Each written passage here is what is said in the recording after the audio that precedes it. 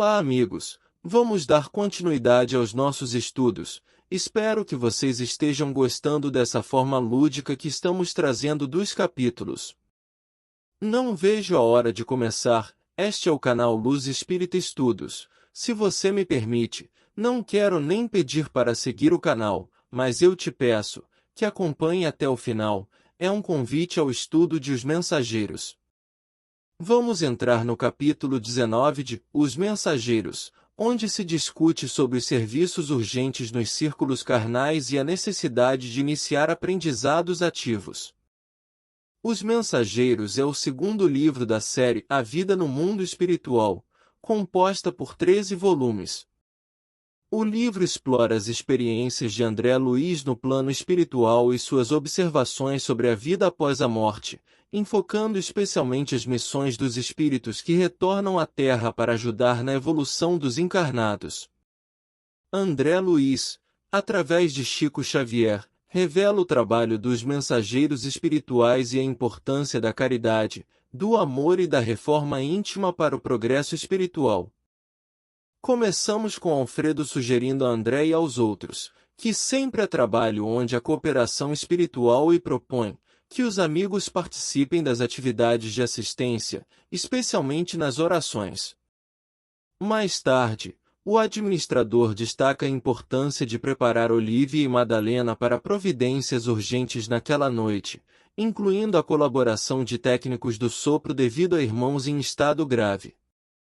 Alfredo explica que o dom de curar através do sopro é um privilégio humano, mas muitas vezes negligenciado durante a encarnação.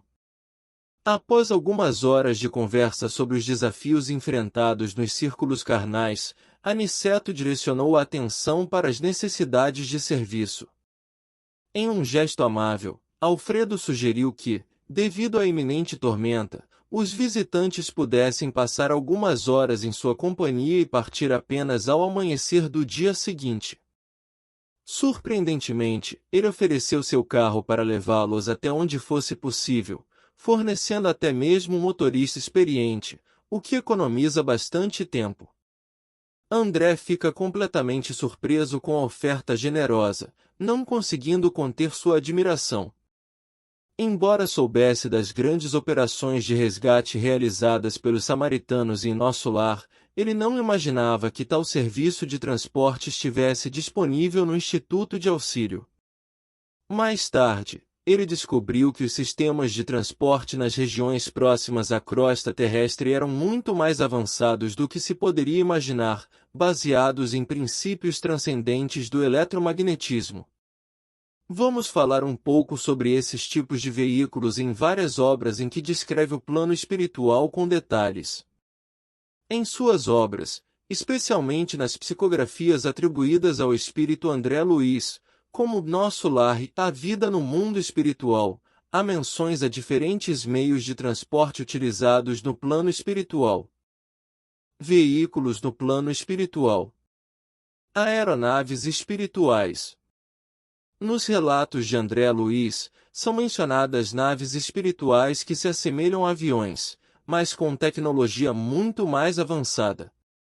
Essas aeronaves são utilizadas para transportar espíritos de um local a outro, principalmente em grandes distâncias. Veículos de superfície.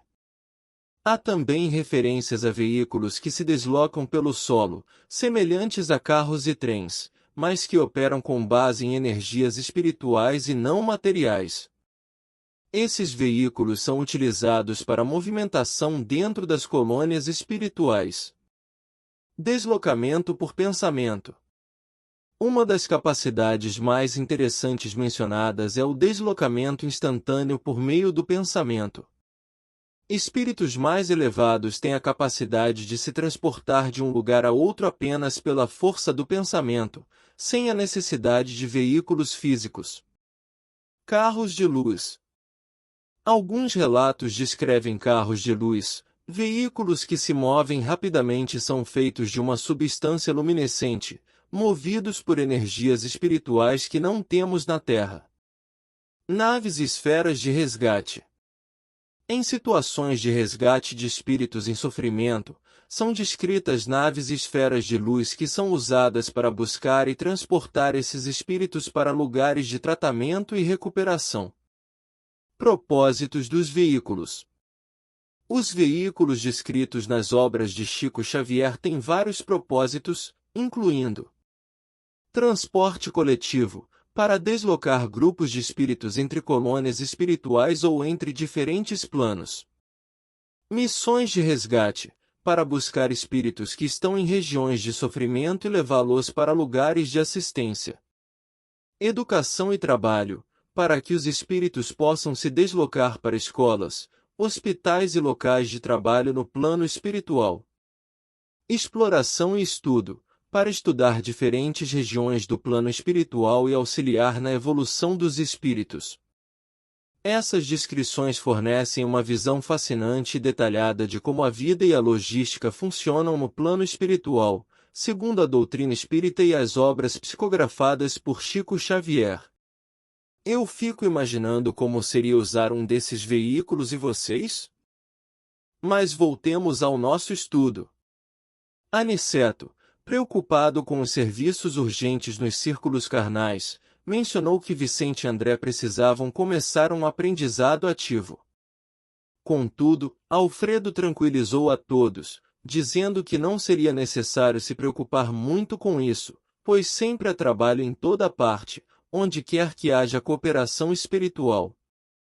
Ele sugeriu que os amigos pudessem colaborar nas atividades de assistência ainda naquele dia, especialmente nas orações, que sempre oferecem lições valiosas. O instrutor concordou com a sugestão, destacando a importância da oração individual e coletiva como uma fonte de ensinamentos edificantes. Foi então que Ismária lembrou que estava quase na hora. O administrador interveio, avisando sobre a necessidade de informar Olívia e Madalena sobre as providências urgentes para a noite, incluindo a colaboração de mais técnicos do sopro devido a alguns irmãos em estado grave. Surpreso com a menção aos técnicos do sopro, o André questionou, e Alfredo explicou que o dom de curar através do sopro é um privilégio sublime do ser humano, mas que muitas vezes, enquanto encarnados, demoramos a perceber e utilizar esses dons, ocupando-nos com futilidades e desconfianças. Eles discutem sobre o poder do sopro curativo. Eles explicam que esse dom está disponível para a maioria das pessoas, assim como o passe, e pode trazer benefícios incríveis. No entanto, ressaltam que o esforço individual é essencial para que esse poder se manifeste. Os especialistas nesse assunto não se tornaram proficientes imediatamente, eles tiveram que se exercitar e adquirir experiência ao longo do tempo. É necessário começar com seriedade e manter boas intenções para que o poder do sopro seja eficaz. As técnicas de sopro descritas nas obras psicografadas por Chico Xavier, particularmente as relacionadas ao tratamento e cura no plano espiritual, geralmente não são aplicadas por qualquer pessoa. Elas exigem um nível significativo de desenvolvimento espiritual, conhecimento e preparação. Aqui estão alguns pontos importantes a considerar. Alfredo explica que, nos círculos carnais, para que o sopro seja eficaz, é crucial que o indivíduo tenha um estômago saudável, fale com bondade e evite o mal, e tenha uma mente reta e disposta a ajudar. Seguindo esses requisitos, o sopro pode trazer calma, revitalização, estímulo e cura. Através dele, é possível transmitir saúde, conforto e vida até mesmo na crosta terrestre. Alfredo explica para Vicente e o André sobre o poder do sopro divino, mencionando a prática de Jesus e a importância desse conceito na criação. Ele também compartilha sua própria jornada de aprendizado e incentiva a formação de novos cooperadores nesse sentido. Enquanto isso, Ismária recebe colaboradoras importantes para uma tarefa específica. André fica impressionado com as informações, acompanha de perto as providências organizadas. Mais tarde, em uma conversa confidencial com Aniceto, André expressa sua surpresa, e Aniceto compartilha ainda mais conhecimento sobre o assunto. Ele menciona passagens bíblicas que abordam o sopro da vida e ressalta que todos, mesmo partindo de imperfeições, podem manifestar o poder do sopro com intenções positivas. Aniceto também revela a existência de um instituto especializado nesse tipo de cooperação espiritual e a importância de ter intenções santas ao realizar esse trabalho. Ismália preparava algumas colaboradoras importantes para uma tarefa especial. André, impressionado com o que acabará de ouvir sobre o poder do sopro divino, acompanhou de perto as providências que estavam sendo organizadas. Aniceto também mencionou a existência de um grande instituto especializado nesse tipo de cooperação espiritual. Enquanto esperava que Aniceto continuasse sua explicação sobre as qualidades magnéticas do sopro, Alfredo se aproximou, indicando que era hora de iniciar os trabalhos de assistência e oração. Aniceto concordou, e eles interromperam a conversa para cumprir com outros deveres. Chegamos ao final desse capítulo emocionante de Os Mensageiros, e tenho que dizer, foi uma jornada e tanto. Nessa conclusão, mergulhamos fundo no poder do sopro curador e na importância da boa vontade humana para sua efetividade. Aprendemos que, assim como o sopro divino é um privilégio acessível a todos, ele requer esforço e pureza de intenção para ser plenamente eficaz. É como aquele ditado: ajude a si mesmo que o céu o ajudará. E isso nos leva a refletir sobre como podemos contribuir para o bem-estar dos outros através das nossas próprias ações e intenções. É inspirador ver como nossos amigos na espiritualidade estão empenhados em utilizar esse dom para ajudar os outros, especialmente nos momentos de maior necessidade. Isso nos leva a pensar sobre como podemos fazer a diferença em nossas próprias vidas, seja através de um simples gesto de bondade ou de uma palavra de conforto. E então, o que vocês acharam dessa exploração sobre o sopro no livro?